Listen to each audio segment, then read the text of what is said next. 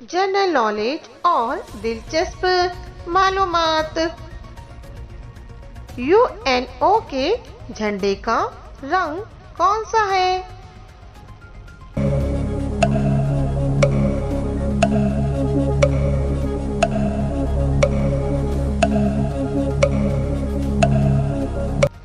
सही जवाब नीले रंग का है।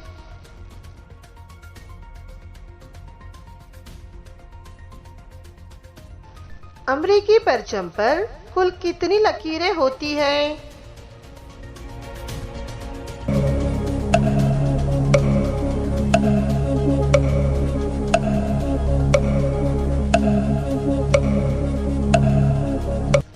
सही जवाब 13 लकीरें होती हैं।